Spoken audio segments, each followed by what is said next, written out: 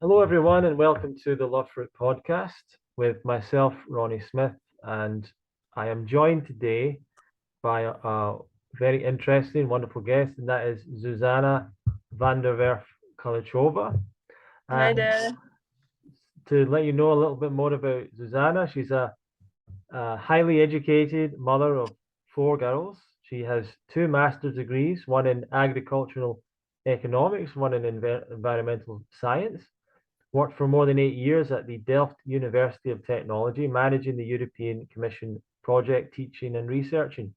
She finished a PhD in 2016, focusing on the social responsibility of scientists in controversial technologies, and she's published three peer-reviewed articles in international scientific journals.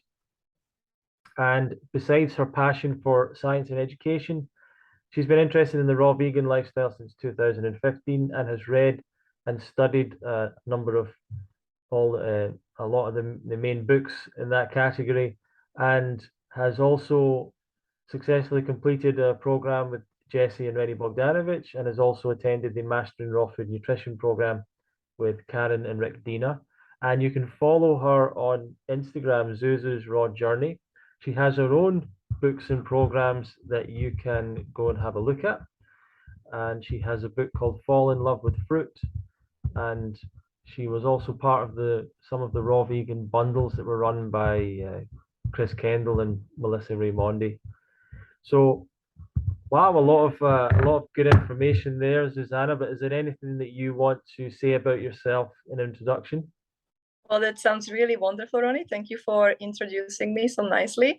I think one very important thing about me is that I'm mother of four girls. And I just, like to mention this because many people who start to come into this lifestyle always sort of say that this lifestyle takes a lot of time and then don't have that time. It's really busy and it's just very difficult. And I just like to share with people that if I can do it with four kids, anybody can do it. Yeah, absolutely. I have three brothers, so I'm one of four boys, and Oh, amazing. and my mom also has a PhD and was is a academic, so have some some similarity there. You were the boys crew and I have only girls. We are the Yeah, girls power here. that's fantastic. I love big families. I think it's great to see people having big families. But um, let's talk about yourself and were you brought up on a conventional diet or something a little bit different, or how what was your upbringing like? Also, my upbringing was a little bit difficult. Um, my parents, they divorced when I was born, and I was very sick from the very early age. So like the first month of my life, I already had pneumonia, so I just didn't have a good start. And I was brought up on the typical standard Western diet, I guess. I mean, Western diet. I mean, I was born during communism, but the diet was very much influenced by Germany. So a lot of meals that we eat in Slovakia are really German-like or Austrian-like, a lot of influence from there. And so we just typically ate a lot of bread and a lot of like white flour products like pasta and different kinds of noodles and dumplings and things like that. But also, what's nice about Slovakia that a lot of people, especially in my family, my grandmother, she had a huge garden, so we had a lot of seasonal produce from her garden. And so, we didn't really buy vegetables so much in the supermarket. So my grandmother was producing so much that she was just giving to everybody. And I never considered that to be something special until I moved away from Slovakia to the Netherlands, and I realized what is the difference between the produce we buy in the supermarket and the produce we just grow in Mhm. our own home or our own garden. So I had a lot of throat problems, a lot of infections, tonsils infected all the time, and nobody really ever questioned whether the diet was a part of the problem. And I struggled with having antibiotics like all the time. When I said to my mom my throat is sore again, she was like, I don't want to hear it, I don't know what to say, I don't want what to do anymore. And so all these antibiotics resulted in me developing really uncomfortable digestive issues. And I would say that this was one of the main reasons why I always in my life search for the answer. Like, would diet change help me to solve this problem? So when I was 16, I went vegetarian, and I heard actually about raw veganism when I was 18, but I was not ready for it back then. So, I just had a lot of years of vegetarian and then going back to meat. And then in 2015, I just found a plant-based diet and raw veganism within 1 month. And it just made such a huge impact on my life that I never looked back, basically. What was the main thing or some of the main things that made you start to look into diet and change that? Because a lot of people experience health issues but don't necessarily think about changing their diet often. What was it for you that led you down that path? The interesting thing is, so as I said, I had a lot of issues with my stomach, like cramps and really pain, and I went to the gastroenterologist, and they did all the examinations, and they found nothing. Interestingly, they never asked me what I was eating. And during my teenager time, I went into a lot of dieting. Yeah, a lot of dieting because I wanted to stay lean and nice and skinny, and that just didn't help at all. So all this relationship with food was not healthy for me, for sure. And I don't know if that was a mental issue or it was because of all those antibiotics that I took and my microbiome was just so weak. It's really hard to say. Maybe probably it was combination of all of these. And so I knew that, like when I ate certain things, I felt better. And when I ate other things, I felt worse. So it made sense to me that what I ate was causing the way I was feeling in my stomach. So vegetarianism was the first step for me, logically, because that was something that was not so weird during that time. Like veganism, I didn't even hear about it when I was 16. It was not something very common that people would do. So vegetarianism back then was already like a hardcore thing to do for my mom, like you don't need meat, like what I'm going to make for you and all these kind of things. But eventually everybody just got used to it. But I realized that eating a lot of cheese and eggs, and because that's what vegetarians typically do, they just replace the meat and go to eat a lot of animal-based high-fat products, and that just didn't feel so great. Yeah. So I guess that probably was the reason why in the end, after I think like 4 or 5 years, I went back to eating meat. And then when I came back to plant-based diet and I did it the right way, I just felt amazing. And was there any particular person or set of information or books or videos that inspired you to make some of those changes along the way? So the interesting thing is that I found the plant-based diet via doing a course about how to be psychic. Oh, It's wow. it's a really weird story because I had a burnout in 2015. So I had 3 kids in 3 years. I was doing my PhD. It was extremely busy. I just, was sleep deprived. I was breastfeeding, pregnant all the time, and I was not able to keep up with my work. So I was working in the weekends, and my husband was taking care of the kids. But as I keep on going, I was so exhausted. I just couldn't keep up with my own ambitions. So I totally broke down. I was very anxious. I suffered insomnia. I was not able to sleep for 3 weeks. It was really horrifying. I was afraid to be at home alone. And so I started to study. And the first thing I discovered was these psychic people, like how do you feel safe again? How do you protect your energy? So I started to study that, and I signed in for a course. It was at the Udemy platform. Back then it was very popular. So I just signed for that course and I follow it. And I noticed that people there talked a lot about how the food they eat influences their psychic abilities. And I was like, wow, that's really interesting. And most of them didn't eat meat. And they also said, like, when they ate some heavier meals or chocolate or drank coffee, that their ability would decrease to connect with their higher self. And I was like, wow, this is really, it just makes sense. And as I kept on hearing about this more and more, I just thought, like, I need to try it. And so I started with the plant-based diet. And during that time, my very good friend returned from South Africa. And there she worked at a raw vegan restaurant. And so she came very enthusiastic, telling me, I work at that restaurant there and I never felt better in my life. You have to try it. And I was like, wow, it just sounds so amazing. Sure, just like, why not? And she introduced me to the YouTube channel of Fully Raw Christina. So that was my very first encounter with the raw food diet. And but you know, I'm a type of person who is not like watching YouTube videos and blindly believing everything. So I wanted to read some books about that. And one of the very first books that I read was the 80-10-10 diet. I don't remember who told me about it anymore. I don't know if it was in one of the Christina's video or who introduced that book to me. I don't know, but that was really like second book I got. The first one was, it was called Raw and Simple. It was super high fat gourmet book, but you know, it said it was simple, and I had 3 kids, so I figured that was something for me.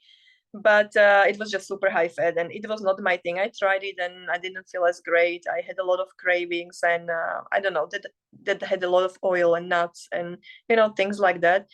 But of course, if you are transitioning from the regular diet to, and you just start to eat that, that already feels a little bit lighter and different. But it was just not it. So after a month of trying that, I just figured, no, that just was not for me. And so I read 80-10-10, and I started to implement the principles of 80-10-10. And during that time, we were living in Switzerland, and it was winter, it was December, it was really cold. We were going skiing, and I just decided I'm just going for it, because my energy was so low, and I just thought, like, I need to take care of these 3 kids. I need to have my energy. So I started to eat super high fruit, and many people, you know, thought like this is totally counterintuitive. It's outside is really cold, and you are eating all these juicy fruits like mangoes and grapes and pineapples. They had very good ones, and I just felt amazing. It was like, wow, you know, like I never thought it was possible to feel this way. And so I decided to get pregnant the fourth time, Ronnie, like seriously. I say that Matilda is a 80-10-10 baby because really it was the fruit that brought such an urge in me to get pregnant again. And I just thought I can do anything, you know, like I can do anything. I was still busy with my PhD. It didn't make sense to get pregnant at all because during my PhD I had 3 kids already, and my promoter was every time like, not again, please. You know, I was like, whatever, I just feel so great, I can manage. And I did it. I delivered Matilda 3 weeks after my PhD defense. Amazing. Wow, wow. Yeah. That's yeah, that's amazing. Let me ask you about how challenging did you find it to make these changes? Did you find it easy? Did it take time for you? Was it automatic, or how did it work for you? I think it was a combination of easy and difficult, Mhm. because there were moments when it was very easy and there were moments when it was very difficult. And I've been doing this now for more than 7 years, and I, you know, notice some pattern on myself. Like I realize I have become a better observer of my own actions. And I notice it's very easy when I prioritize my well-being, if I really put myself first and not put the kids first, then it's easy. But if I'm trying to take care of everybody first and then trying to eat raw, I always end up under eating, always, every single time. Right. And then I get cravings, and you know, now I don't feel bad about myself anymore when I end up in that situation, because I know exactly what's going on and how to fix it. But at the beginning it was very difficult because I really thought that I was not good enough, that I was not having enough willpower, and how come that other people can do it and I couldn't do it. So at the beginning, during these periods when I had cravings and when I felt out of control, it was very difficult and very challenging, absolutely. Oh wow. Yeah, and did you, from what you're saying, it sounds like you didn't do it successfully straight away. Did it take some time for you to learn how to do it and some mistakes along the way? Yeah, so for me actually it was very easy to do fruit for breakfast. Mhm. That was very natural. There was like, you know, no argument about it, no difficulties, like super easy because it felt very natural. Like when I started to eat fruit for breakfast, eating anything else just even didn't feel possible for me, you know? It's like the first natural choice. So breakfast super easy. Lunch, depending on my activity level and depending on how much I would eat for breakfast. So if I ate enough, it was quite easy. But during the time I was, I was breastfeeding, so I needed a lot of calories. So you know, that was my challenge, those calories that I had times when it was really difficult to get enough calories. And when I was not getting enough calories, I saw my baby was not gaining weight. She was more fuzzy and more crying. So I was not pushing it. I was not like, you know, trying to be 100% raw during that time. That was not my goal. My goal was to feel energetic and just feel really good. So that's what I did. But after Matilda weaned off and I just went back to my normal non-breastfeeding, non-pregnant body, it was a little bit easier to, you know, to focus on my own bodily needs instead of just feeding the newborn baby and taking care of children. But still, I feel that definitely that transition was not straightforward for me, and there was a lot of back and forth, back and forth, back and forth, and sort of like figuring out which way works the best for me. Excellent. Yeah. And I'd like to know across these various changes you made, what were the impacts that you had, or what impacts did you feel? And was there a difference between going raw and just being plant-based? Oh, amazing. The difference is like, for me personally, I know that some people can eat cooked food and don't feel the difference, but for me, the difference is like day and night. It's just incredible. So when I eat raw, I feel like clear-headed. My mental clarity is like amazing. And also one of the things I notice is that the way how I look at myself is just so much more kind and so much more gentle and so much more forgiving. Like I'm not so judgmental towards myself when I'm fully raw. I just really feel good about myself. You know, I feel good in my body.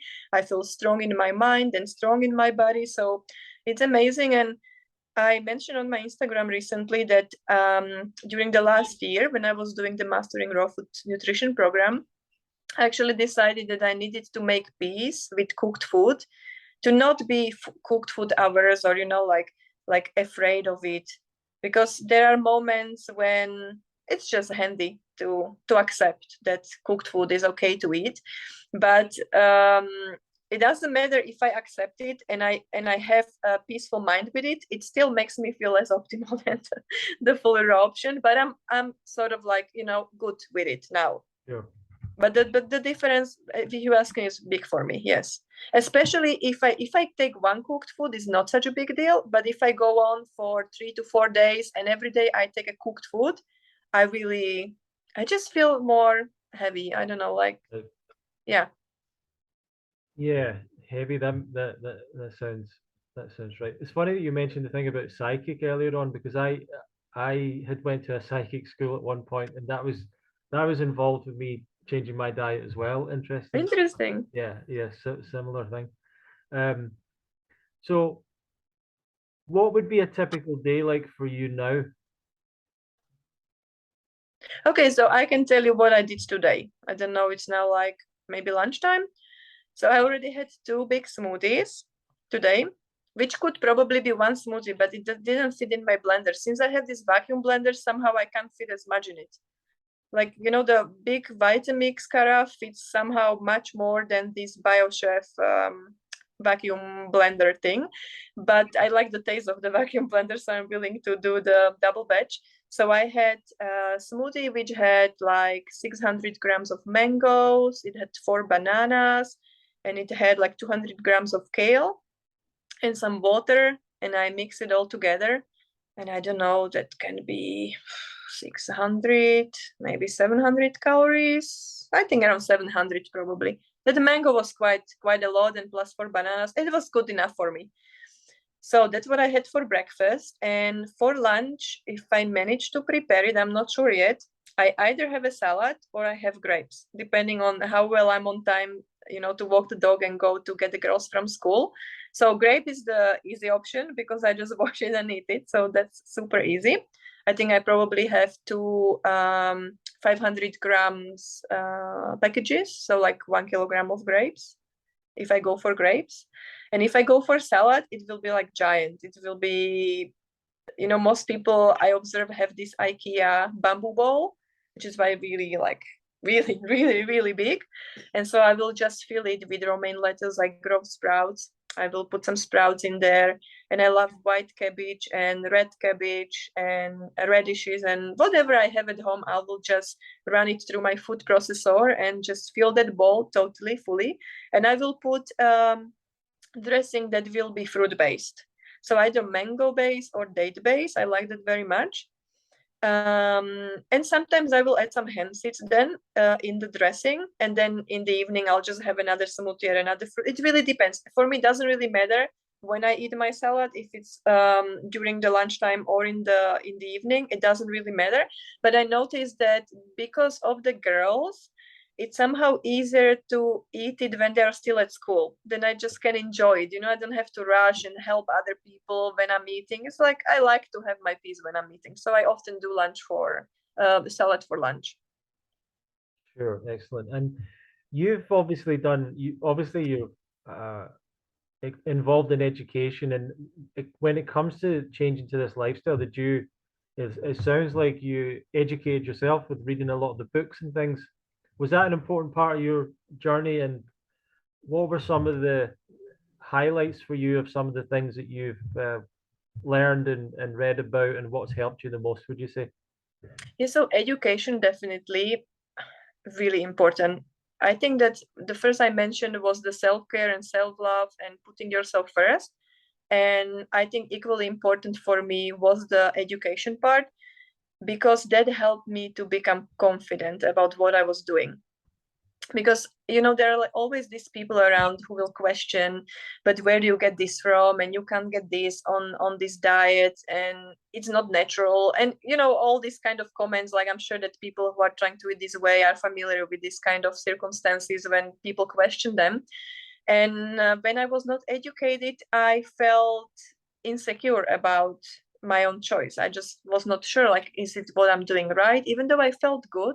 But of course, at the beginning, as I mentioned, there were periods when I had cravings, when I didn't feel good. And those were the moments when I was very vulnerable to doubt myself. Like, I'm not feeling as great. Maybe those people are right. Maybe this diet doesn't work. And that's where the education came in. And that really made me confident about the fact that the diet is absolutely 100% right, because it proves every single time to me, when I do the diet right, I feel amazing. There is no doubt. It's really about how we execute it. And when we know what we are doing, when we know what kind of role fat is playing, what kind of role vegetables are playing, leafy green vegetables especially, how much volume we need to eat, and all these things. Also, that we have to supplement with B12 and have to get some iodine sometimes from some sources, how to get selenium and all these kind of things. If you know what you are doing, it just feels so much easier to do it. Right. And any particular book that you like?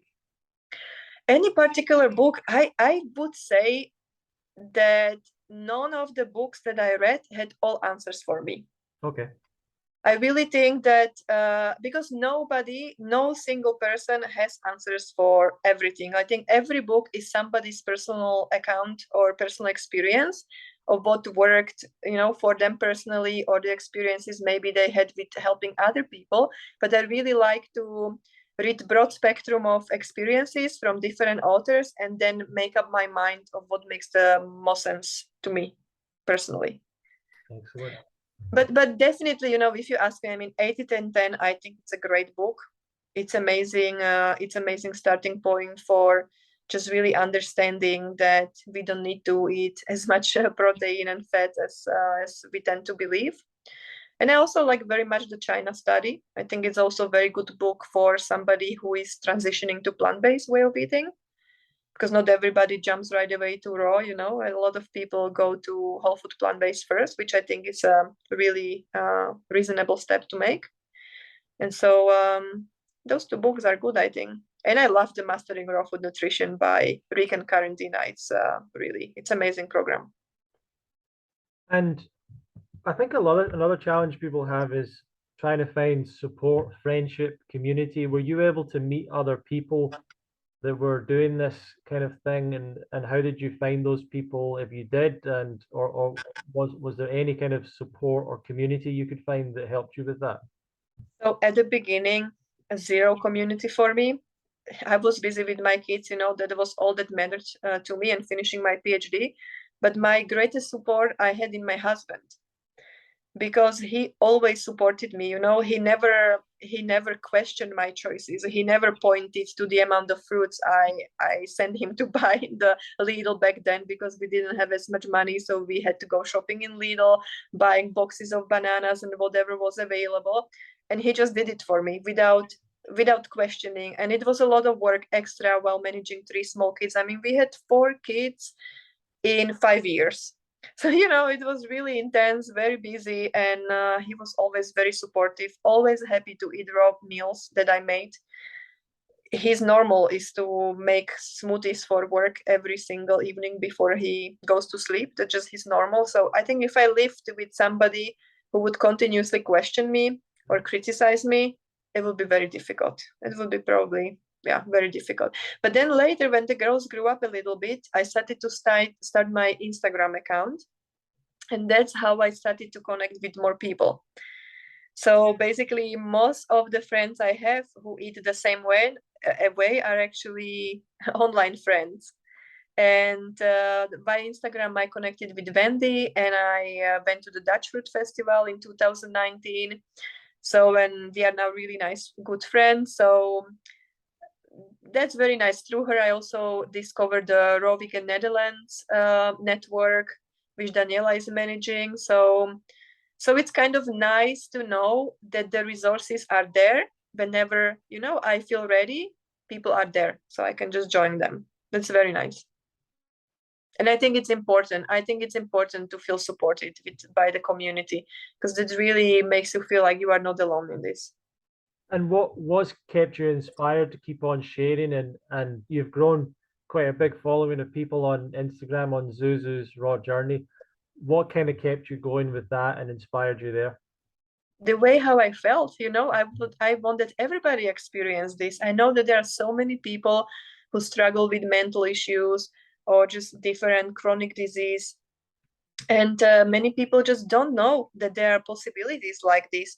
And I don't say that it's only food which is important for healing. I mean, there are a lot of other aspects, but it just really makes sense to me, and I see it every single time on my own body, in my own body, that what I eat changes the way I experience reality. So I think it's really, really, it's a big part. It's a big part. Ah, I don't think that I can meditate myself into health while eating something, like McDonald's or something like that. yeah, absolutely. And I think that I don't know if you agree with me, but I feel like there's a lot of people in the world looking for a way to get healthier without changing their diet. They want to do almost everything else, including the meditation, the spiritual Yeah. stuff, the Mhm. mindset, exercise. They want to work on everything, but they are not focused on their diet. Have you ever seen that? I feel like I see this all the time around me, because I hope that I'm not making anybody feeling offended, but I have doctors in my family, and they are super sportive. They are super, super fit people. And they are making their choices with a diet, like, they're not eating McDonald's, obviously, but still, when I see the information I have about nutrition, I really see that there is definitely a gap in the medical school education. The doctors just don't receive the education about nutrition at all, and it's really pity.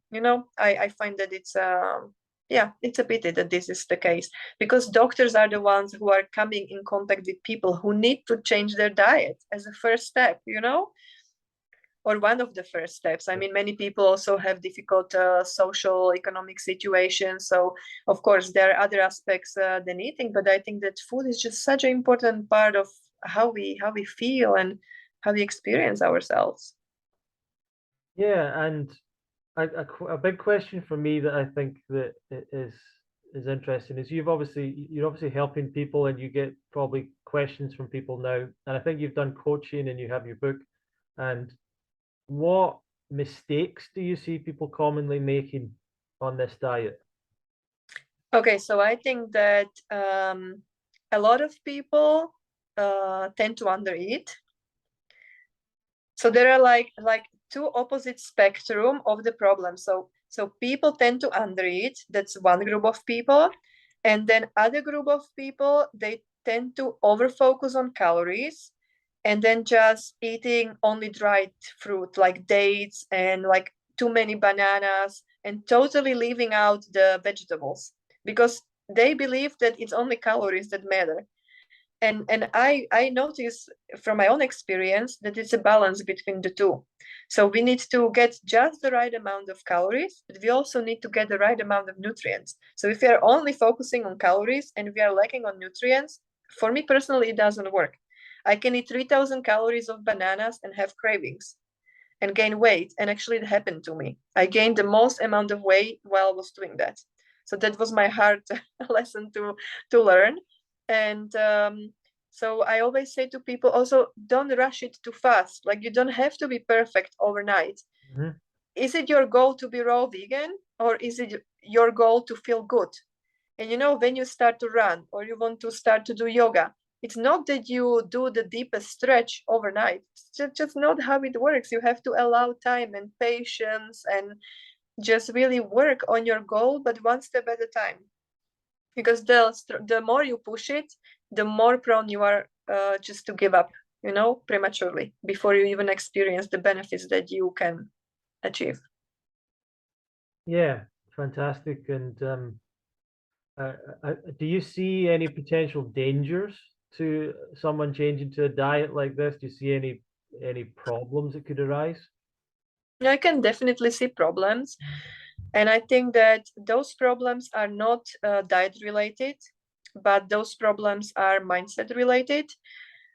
So I feel that there are specific type of people who are not so confident about their own choices or maybe not connected to their intuition so much that they just blindly follow what they read in books or what other people say, and they're willing to push themselves very far to the point when it becomes really endangering their health. Like I say, like, you know, forcing too many bananas over a long period of time, like really denying the need for nutrients from vegetables and just variety of different foods that I believe needs to be part of the healthy balance or vegan lifestyle.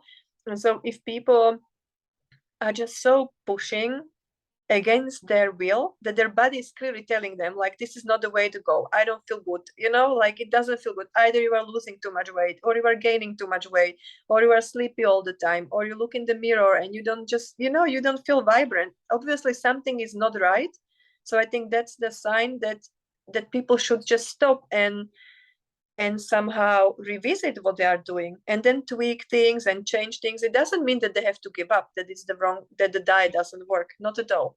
It's just that their current approach is not working. And we have to be just, you know, we have to be open-minded for changes and stay connected to what our body is really needing. Like if somebody is eating only bananas and has horrible cravings for salt, I mean, there is something about it, you know, there is just something about it. Something is missing. And it doesn't mean that you have to go to McDonald's and eat half a kilo of French fries with a lot of salt on it.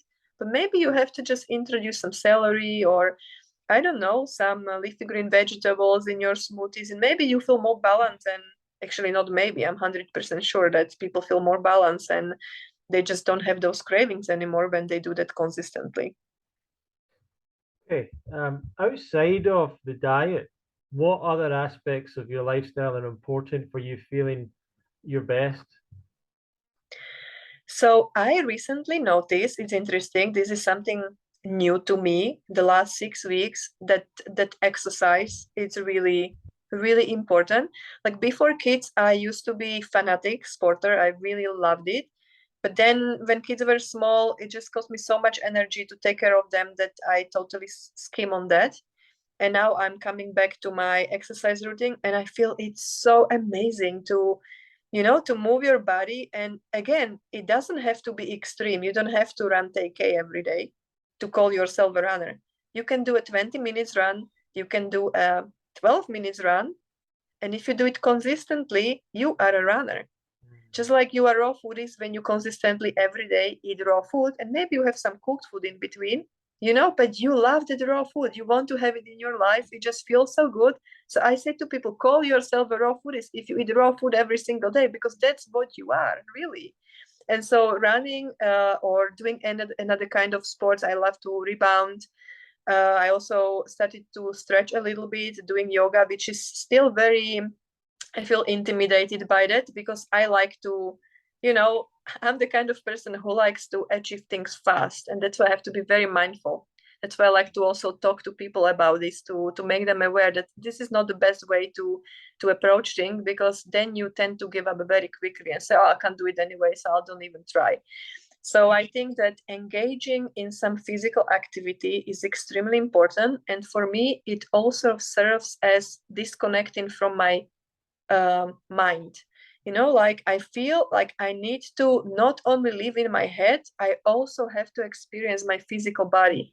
So exercise and a good diet in combination, that for me is really, really important.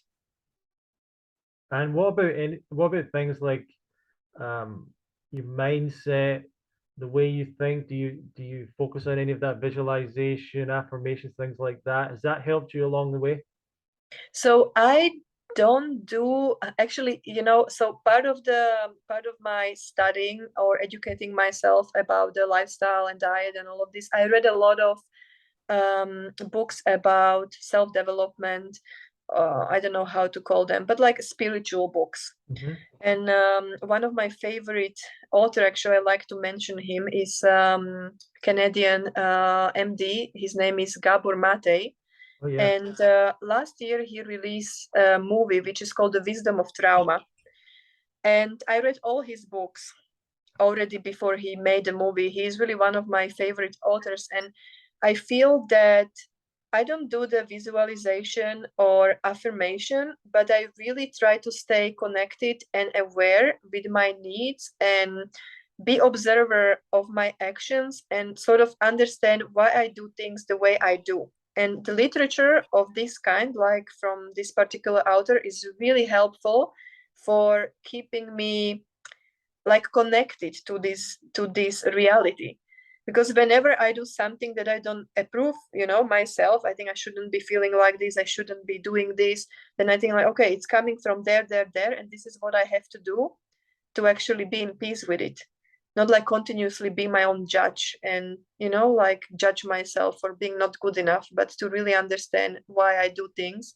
And actually, everything wrong that I do is just a learning experience. That's how I try to look at it. So that's my mindset. And I think it's very important for people to, I don't really know, like everybody needs different methods for connecting to themselves. Like some people need like yoga, some people like meditation, some people do the affirmation like you said. And for me it's just reading different books from the authors like this. I really like the literature on trauma a lot. I don't know why I'm so drawn to it. It's just really, it inspires me a lot. What impact did going to the Dutch Fruit Festival have, or other events where you've met people in real life doing this? So Dutch Food Festival was really amazing. And Ronnie, I'm still dreaming about going to your festival, but it just a little bit more difficult because it's not in the Netherlands. So finding just somebody who takes care of kids or bringing the kids, just quite pricey to come with all of us because we are six and a dog. But those I think that those events are just amazing because you finally feel like you are not alone doing this lifestyle. It just feels like there are people who understand you, and it's like, I don't know, week feels like year of just, it's just so regenerative. It's so recharging. It's just amazing. It's amazing. I can't explain it how it feels. It just feels great. Really, I recommend for everybody who is aspiring to eat more healthy to join activities like that. Really amazing. And we've not really spoke about this, but I'd like to ask you a little bit. You've got degrees in agriculture and economics, environmental science, and you have your PhD, I believe, is the whys and hows of science, Mm-hmm. the lessons from agricultural biotechnology. Was that something you were always interested in from a young age? Is that completely separate to this lifestyle, or is there a connection there at all? You know what's interesting? So I always thought that I don't know what I want to do. I always thought that I want to connect with other people and I want to work with people. I didn't know, I didn't know I will go study agricultural economics. I didn't know I will go to study environmental science. Everything just happened somehow one step at a time without me really planning ahead. So the agricultural economics happened because I wanted to study economics, but it was very difficult to get at the university I wanted to go. So this was like a second option.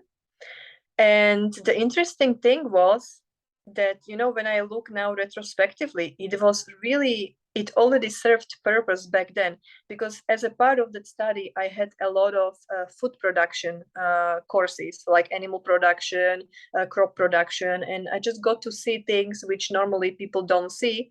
And now, just knowing why I choose to eat plant-based and knowing why I choose to eat this way, it just really comes back to what I saw during that time, like how those animals were raised. And it was just, I don't know, like I didn't look for it during that time, but it came to my life. And I really felt that it was the right thing for me. And the environmental sciences, that also happened very unexpectedly, because I went as a part of my agricultural economics master. I went for an exchange program to the Netherlands, where I was supposed to stay just 6 months. But I liked it so much that I decided to extend my stay. And from 6 months became 1 year. And from that became a totally different master degree, because I found a scholarship that was, supportive of that. And so everything in my life just flew somehow very naturally, and it tended to revolve around food, which is really interesting, because the agriculture biotechnology was also about food. It was also about food production. And yeah, it just really fascinates me when I look back how I didn't choose it consciously, but it just happened to be my path. Yeah. Excellent. And can you teach us a little bit about that? What is that subject about, and what did you learn about it? What did you contribute to it? What do you see as the developments in that can help the world? You mean the agriculture biotechnology? Yeah, I guess so. Yeah, so I was very fascinated by that subject, because there was a lot of controversy around it.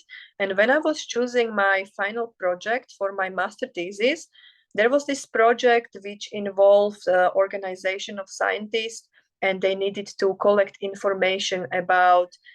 They were focusing on public sector research. And every time when people talk about agriculture biotechnology, everybody just immediately think Monsanto and GM soy is the one that comes usually to everybody's mind. And so I learned that there was actually different kind of research going on, which was happening at small universities or public sector research, like in Africa, in Latin America. And I was really curious, like, what was this all about? So I connected with these scientists and actually traveled in China, and I did my master thesis research there, because China already back then, that was in 2008, they were very advanced in agriculture biotechnology. They actually didn't want to have anything in common with Monsanto. They didn't want to buy any seeds from them, any patented products. They wanted to develop their own products for their own Chinese farmers' needs. And that I thought was really impressive back then. So I did my research there, and during this project, I got access to big meetings like the Cartagena, the Convention on Biological Diversity, and the Cartagena Protocol on Biosafety. And I just went to these big meetings when all the country representatives were like, sharing their opinion. There was a lot of controversy. And I just was like, okay, this discussion is a little bit deeper than what's going on in the media. It's a little bit more complex. So that really interested me. And so I did research focusing on the public sector, research in agriculture biotechnology. And one of the major things which I realized already back then was that everybody was against biotechnology, because everybody was against herbicides and GM soy, but nobody realized that these crops are produced to feed the animals. Right. The agricultural animals. So everybody is against GM foods, but everybody eats meat. So it just didn't make sense to me. Like, you all people hear the word GM, and you immediately shout against it while you are eating your steak. It's just, I don't know, it didn't make sense. Yeah, everyone thinks it's the carrots they're eating or something, or it's the blueberries. But as you're saying, it's when people are talking about these things, it's mostly um, and even any damage, environmental damage from monocrops and things like that. These are all mostly being grown to feed the animal supply. Yes. And can you talk a little bit, like a lot of people obviously in alternative health and alternative ideas research, they are very against GMOs, genetically modified, and also very against pesticides and things like that. And I don't know if that's something that you do, if that's what agriculture. So I'm not a specialist on Right. agrochemicals, but I can share my perspective, of Sure. course. So when I was studying the GM thing, one of the motives for me was that, there were varieties which actually didn't require spraying with pesticides, and it was possible, or it is possible, to insert a gene in a plant that will actually act as a pesticide to the target organism that is actually eating the plant. So instead of spraying and killing everything in the field, like all life, in the field, you are only targeting the pest which is damaging your crop. So it for me, it seemed like a better option than killing everything, but I still don't think that is the best option. I think that the best option is soil management, like diversity, crop rotation, and just not creating these monocultures of crops where we are totally damaging the biodiversity and the ecosystem. So for me, definitely the GM is not the answer.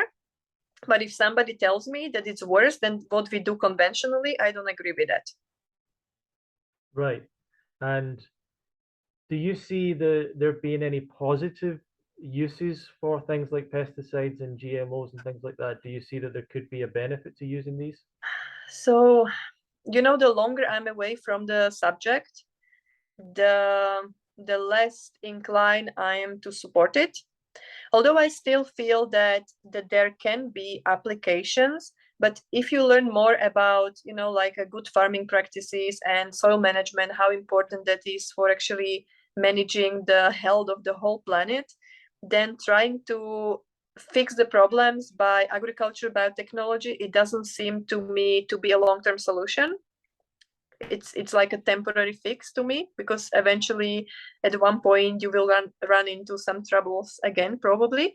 But what I liked about some of the projects from this public sector was, like, there was this project in the Netherlands, and they were working on cucumbers, and this cucumber had a pest that really liked the yellow flower of the flowering cucumber. And so these researchers just took a gene and they changed this flower into being white, and that was enough for that pest to just avoid it. And I thought that was just magnificent, just change the color and you basically get rid of the pest that would otherwise just eat half of your harvest. So there were some nice applications. Very famous one, which was also done with the public sector institute, and everybody in the raw vegan community always says is Monsanto, and things like that. It's the Hawaiian papaya that was basically saved. That variety was saved by agriculture biotechnology. That papaya variety wouldn't exist without agriculture biotechnology. So that was developed actually by the public sector institute, I believe was a university, who made those seeds available. And thanks to that papaya in Hawaii is actually still being produced. So I think that was a nice example. But I don't like when people start to question me, or let's say, not that I don't like, but I find it a little bit disappointed that people feel that eating melon without seeds is bad for your health, or Right. eating seedless grapes is bad for your health, and I just feel that people need to get a little bit more education, because they tend to live in some of bubble of illusion of how agriculture works. And I mean, if seeded if the grapes without seed is the worst food you can eat, I really like to eat it every single day. Yeah, it's funny because people will say things that maybe sound like they could be right. For example, they might say seedless fruits, like um, they're missing something, or if they're seedless, it's almost like that'll make you infertile or something. Like people Yeah, make yeah. these big jumps, you know.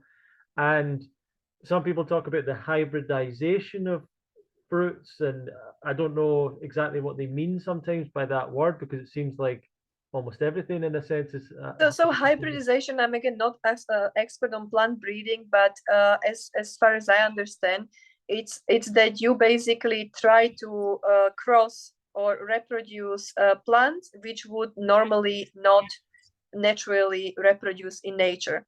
So either it would be two varieties that are, you know, far from each other, like, I don't know, from one country to another. So they are sexually compatible, but they wouldn't cross in nature either because of the distance between them, or because there were just other barriers for, you know, making it happen. And so people just like help them to reproduce in the, let's say, agricultural conditions which are promoting of that reproduction. But it's not like genetic modification that you take a gene from, I don't know, tomato, and you place it into, I don't know, wheat or something. This is maybe a weird example, but you know, it's possible with genetic modification. And with hybridization, there must be some level of sexual compatibility. You can't just cross plants that are not sexually compatible. This is how I understand it. Yeah, excellent. And there's a lot of myths and ideas that get shared like that. For example, you know, the idea that maybe seedless fruits are bad for you, and different things like that. And there's a lot of, you've probably seen a lot of interesting ideas that get shared in the raw vegan world. And some of them are very strange ideas, and some of them are maybe not particularly helpful ideas. What are some of the biggest myths or strange ideas that you've come across or that you hear people repeat? So I don't come to these kind of ideas very often, but I have seen it over the years that people would claim that they would never eat watermelon because it's genetically modified. And I know that such a watermelon doesn't exist, because I know how difficult it is for companies like Monsanto to get their products on the market. I know how expensive it is, and I know how impossible it is for public sector research institute to get through this regulatory approval. So, you know, like, these companies are really focusing on the most profitable products, and that's the animal feed. They don't care about watermelons. They don't care about bananas. They don't care about apples. I mean, you know, they care about things which are really highly demanded, and that's the animal feed mostly. Or another crop which is also highly demanded, it's then for making oil, like the oilseed rape in Canada. Right. So, you know, like foods that are used either to feed animals or create processed food to actually support a stable shell life, those are the ones that the big companies want to produce, because they know there is a big market for this kind of crops. Right. So I've had friends of mine who'll say that, you know, so if I was eating fruit, for example, they will say that could be genetically modified. Absolutely nonsense. Is that organic? Does it have pesticides on it? Things. And I'm always thinking, well, the most pesticides are in the foods used to feed the animals, I would imagine, and the most likely genetically modified are the ones used to feed the animals as well. So if they're still eating meat and things like that, it seems to me that if there is any risk of those things, then they're at more risk than I would be. I also feel that the animal agriculture is like one of the biggest contributor to all the pollution problem that we actually have, and also the antibiotic resistance that we hear about more and more, you know, every year. It just all comes from the animal agriculture. It's crazy that people don't make this connection between deforestation, between water shortages, you know, and the loss of biodiversity and the animal production. It's just really sad that people, they are so blinded by the taste of the beautifully presented food in the restaurant that they just actually, maybe they just don't want to know about it because it's inconvenient truth. Yeah, yeah. How would you suggest that we try and share this message with people that are new to it? What do you think is the best way? I think that the best way, it's probably cliche to say that, but I think the best way is to be the change you want to see in the world. Because I find that if you read like all the health books and you know all the theory and you have all this information, but you are not walking example of what you are doing, people are not going to listen. They are not going to be interested. But when you are, I don't know, having 4 kids and you are 40 years old almost, and you look good and you feel good and, you know, enthusiastic and motivated, then people are like, wow, how do you do that? You know, like, what's your secret?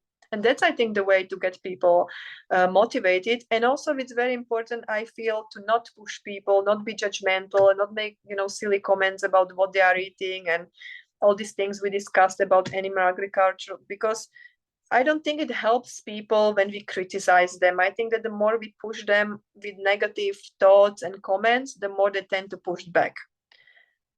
So I think to be the example is a really good way, I find. How do you find it with your social life, with being with your family, your friends, maybe colleagues, even with being out in the world, buying the food, eating the food that you're eating, the diet you have, and maybe getting attention or comments from people? How do you deal with all of those situations? Yeah, so at the beginning, it was more challenging. As I said previously, like when I was not totally sure what I was doing, it was just more challenging. And I just would, you know, I would be very insecure ordering different kind of foods from others, like going to the wedding and having something totally different than other people are eating. But over the years, I don't know, I just don't feel bothered so much anymore, and I don't mind to be different. And my family, obviously, they are all used to it after 7 years, so nobody really questions it anymore. There are some people who will always try to offer some meat or, you know, things like that. But I will just always very politely deny it, and we move on. We are not like stuck in the topic of why not and why don't you want it. And, you know, I just don't like to debate with people who are obviously not open to my way of eating. And so I don't know, when I go somewhere, I just bring my own food most of the time. Or yesterday, for example, we went out with the whole family, 3 Peter's brothers and the kids and parents, and it was really big group. And we were spending the whole day just outside in the restaurant and the playground. I just brought my smoothies and bananas, and the only thing I had during the whole day was one mint tea. Seriously. So, and nobody was bothered by me not eating what they were eating. Absolutely not. So I think the longer I do it, the more easy it gets. But I would like to go snowboarding next winter because it's my big passion. And last time I went was in 2009. And so I'm planning to go with my friends who are not vegan, not alone raw. And this is going to be challenging for me because they want to go to a place where it's like a half board. It's in the mountains. I will not have a car, so I will really need to somehow make it happen. I will not make it raw. I know that already now. I will be challenged to make it plant-based, but I will make it plant-based no matter what. So I like to challenge myself. I decided that I'm not giving up my passion for snowboarding and, you know, letting these friends go because they're really good friends. I'm just going to make it happen. So I'll report next year how it went. Great, great. And you mentioned supplements a little bit. What's your thoughts around that? Yeah, so for supplements, I personally take vitamin D and vitamin B12. These are the only two that I'm taking. And I feel like as long as I'm eating enough fruits and enough vegetables and enough calories, I don't really feel like I need to supplement something more because I just know that the B12 is very unreliable to get from external sources. And I mean, some people I know are able to create B12 internally, but I think it's very important to do the testing if you really want to be sure that you have enough vitamin B12 in your body.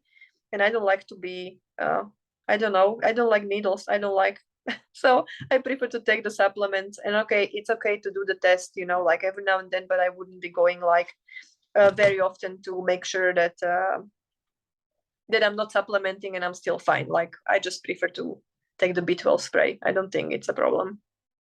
Sure. And what would be some of your personal hopes and dreams for the future? Personal hopes and dreams. You mean like really, really personal, like what I would like to I suppose for your own life personally and what you'd like to see for the planet. So for my life personally, my life is actually really good. I'm very happy with my life. I would love to see my girls growing in awareness of why I choose not to feed them meat. I really would like to see them to continue that path. I know that it's not in my hands. I know that eventually they have to make their own choices, but I really would like to, provide some solid basis for them to understand why making these choices just makes sense. So that would be, as a mother, really important for me. And I just really would like that people are kinder to themselves, that they practice compassion with each other and they connect, especially starting with themselves. I realized this only when I stopped to work. So when Matilda was born in 2016 and I finished my PhD, I decided that I'm not working anymore. At least I'm not working being employed by somebody. And suddenly I had a lot of time to contemplate, like my own needs and my own wants and all of this, which I didn't have when I was in the working process, because it's like a treadmill. You just run it every day, the same. Just go in the morning, come in the evening, do the house chores, and you go to bed. And so I just would like that people get more space to connect with themselves. And I think when they get the space to connect with themselves, they very quickly realize that the food they eat makes such a big impact on them. But when you run the treadmill, it's really difficult to find a minute or two or 20 minutes, to just contemplate what you are putting in your body, because it seems like you haven't got time for anything. Yeah, so that I would wish for people to create more space to be with themselves and to connect to themselves. Yeah, excellent. And you obviously are sharing things now with people, obviously your Instagram, Zuzu's Raw Journey, but you also offer, I believe there's a book and other things. I think there's different types of coaching that you offer. Would you like to let us know a little bit more about that and who that might be for and where they can find more information about that? Sure. So the first book I wrote is called Fall in Love with Fruit. And I made this book for my first time in the Raw Vegan Bundle. It was the second Raw Vegan Bundle edition. And that book basically describes my journey with falling in love with fruit. And it also has the recipes that helped me at the beginning of my journey to basically sustain the fruit for breakfast and start to love fruit so much, like as much that I want to have it, every day in my life. So that book explains a little bit of also the background, like why the fruit-based diet work, like why is it easier for our body to get energy from fruit as compared to, for example, cook carbohydrates. So there is a theoretical part in that book, and there is also a recipe part on that book. And the second book is Fall in Love with a low fat diet. And I wrote that book because I noticed that a lot of people struggle with understanding how much fat to eat. And I noticed that many people, especially those that are transitioning from the standard Western diet, they oftentimes think that they are eating low fat, but they are not eating low fat. Like they have this idea that like the fat is invisible in their food, like because when we use oil, it's so easy to overconsume it. So that would be the first part of the book that is trying to explain that. And the second part of the book is really for people who are trying to eat low fat for a longer period of time, but then maybe still don't understand the differences between the different properties that, for example, nuts have and seeds have, and why the omega 6 to omega 3 ratio matters and how we can achieve it in the best way. And actually, it's not that complicated. People try to overcomplicate everything, but actually, it's not so difficult. So I hope that when people read that book, it just becomes really clear, like how much fat to eat day in, day out, and feel good about it and stay feeling good. Excellent. And before we finish off today, do you have any words of advice for people? Advice, I think that really one of my biggest advice would be to be persistent, like to not give up, but don't be persistent in a way that hurts you. Like be persistent with achieving your goal while maintaining flexibility to tweak and adjust your approach. I think that would be my biggest advice, because I think that living this lifestyle requires a long-term dedication and also flexibility, because there are different life situations, there are different moments when maybe your first preferred choice is not available, but there are still multiple other options. And I think when we are open-minded, we can always make it work. Thank you so much for joining me today, Zuzana. We've been joined today, everyone, by Zuzana van der Werf Kulichova. You can find her on Instagram, Zuzu's Raw Journey. The Love Fruit podcast, you can check us out on YouTube and all the other podcast platforms. We have now over 100 interviews. Feel free to check through those, and hopefully you'll find something that helps you on your journey to better health with a raw vegan diet.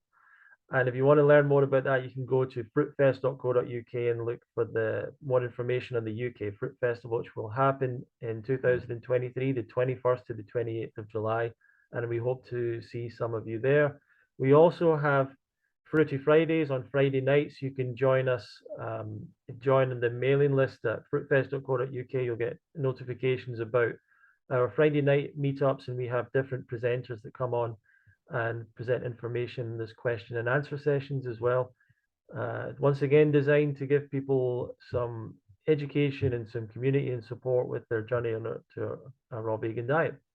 Thank you very much for watching and listening. Please feel free to share this with other people, and we will see you in another episode of the Love Fruit podcast. Thank you for having me, Ronnie. It was really excellent. Thank you. Thank you. Bye-bye.